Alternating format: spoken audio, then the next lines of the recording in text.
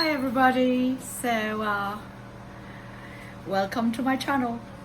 This is Dr. Connors with Chat with Dr. Connors.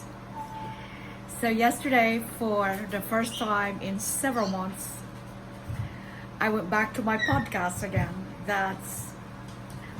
It's posted on my channel about my podcast.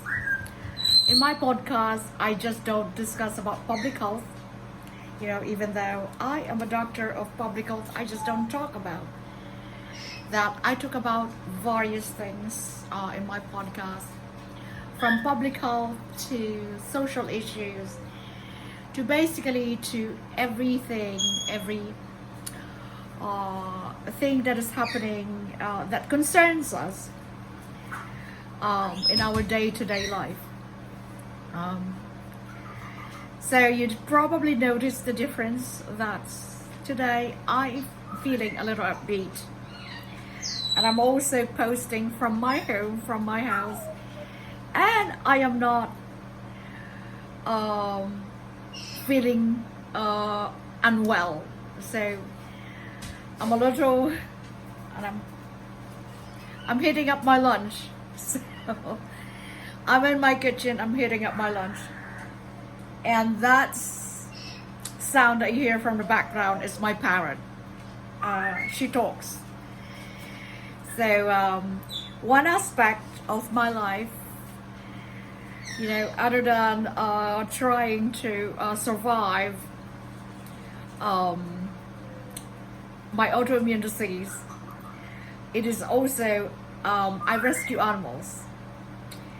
So I started again. I rescue animals, unwanted animals, so I find them homes. If I can't find homes, they come and stay with me until they find their appropriate home or the perfect home for them. So that's why I have many dogs at home, but they are not for adoption, so they are here to stay. So my bird, her name is Gravis. She's an African grey. You're going to meet her in the future videos, because right now it's like, I'm charging my camera. You're going to meet her in future videos. So my bird, I rescued her. She was a rescue and she picked me. Unlike other animals, okay, that you get to pick them, birds, they actually pick their owners. So, because if they don't like you, if they don't get along with you, they have a tendency to pluck their feathers. So, because they get really stressed, because they're not forming that bond with you. Because they are animals, flocking animals, so they have to feel that they belong in the flock. So, when she came with me, she instantly connected with me. So I was the one that she landed. When I extended my hand, I said, step up. She actually stepped up on, yes, she's a she, actually stepped up on my fingers. So, so she has been with me for about 12 years now. She's 25 years old. She was born in 1995. Yes, she's 25 years old. And her former owner, passed away. And unfortunately, the family where she originally came from did not want her. So, of course, that's why she wound up with me. Now, these birds, they live forever.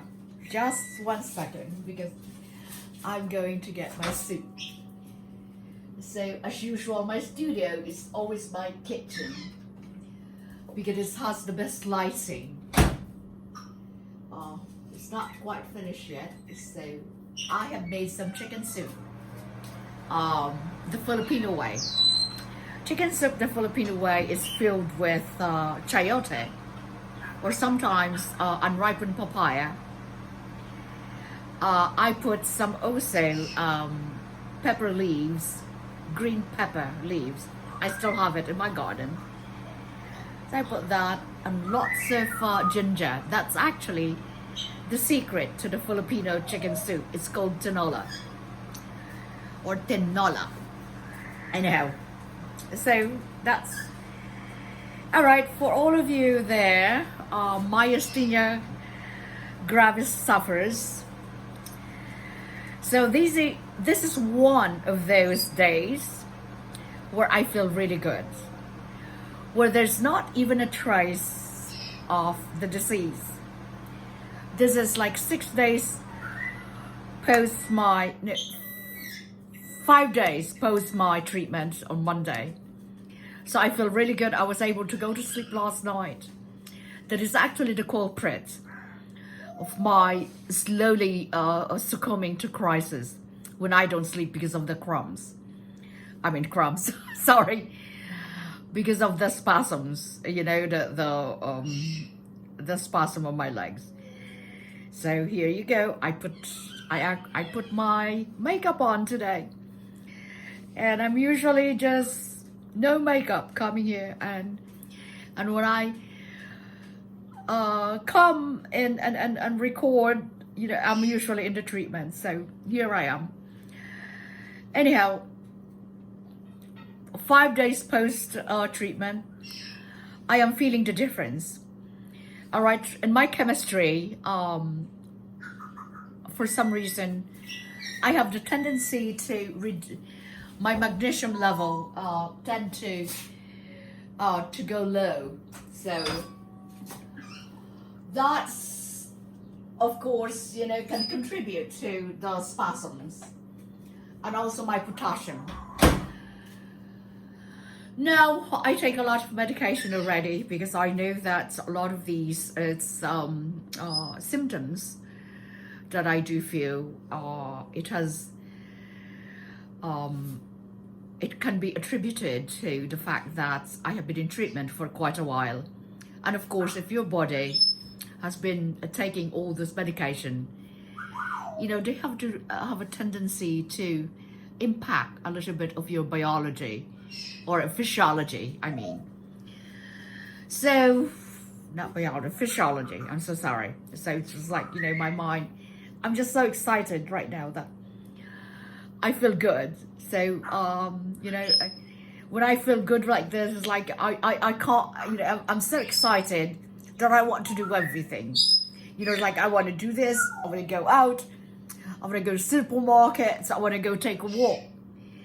All right, but it doesn't last, unfortunately. Later on this afternoon, around in the evening, and then, unfortunately, I get really, really tired. And that is the evilness of this autoimmune disease that we suffer.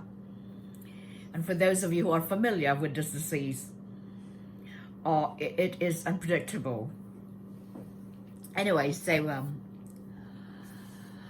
what I have done to increase my potassium level, other than eating bananas, okay, I drink a lot of coconut water because it can increase your potassium level, and you also need magnesium. So eating edamame, which is basically peas, edamame, which is the Japanese green peas, and eating pumpkin seeds. And by doing that, I have been snacking on pumpkin seeds and edamame, and it has helped me not to have those frequent spasms, muscle spasms on my legs. So last night, it was the very first night that I have slept quite well without being awakened by muscle spasms in my legs or my other parts of my body. So, you know, that's my bird. She's happy for me. So that's why, you know, you see me like rather chatty and joyful and just everything else. I mean, I'm just very, like I said, I'm just very excited about the fact that I'm a tad bit normal. I'm not complaining about pain and aches and being sleepy and my neuropathy. I'm not complaining about that, but rather like here I am preparing for my lunch, which is actually past my last lunchtime. You know, I went to take a shower, fix myself, and here I am, like, very elated to be here, and I'd like to document. I'd like to document my my progress, like 5 days post treatment. So, because I was beginning to believe that I was becoming treatment refractory again, and just like November, because I remember last year, a year ago, around this time, I wasn't doing well at all, and I was deteriorating slowly. And by the time that about mid-November came, I was in the hospital, intubated for 6 days. So, although, of course, you know, as you guys know, there is no cure for this disease yet. There's not even a lot of research about it because there's not a lot of MG sufferers in the United States or around the world. I mean, it's enough, but it's not sufficient enough to have grant funding, funded research about it. But there are several researchers out there. One of them is Dr. Kaminsky, Henry Kaminsky, at George Washington University in DC. You know, he was funded, he's being funded by the NIH to do research on myasthenia gravis. Sorry. And hopefully in the next few years, there's going to be improvement or progress or some sort of like semblance of a hope that there is going to be a cure for this disease, because until then, we're just gonna stay put and try to manage the disease. It is very, very scary. It is a very scary type of disease. And so that's why we all have to, you know, to be watchful. Like right now, you know, I wish that I felt this good every single day so I could go back to a semblance of normalcy. But unfortunately, this is very temporary. But I do cherish these moments, and I take advantage of it, believe me. So here I am, documenting and vlogging about it. And also, you know, I think I may have a chance also to go walk in the park because it's such a lovely day today.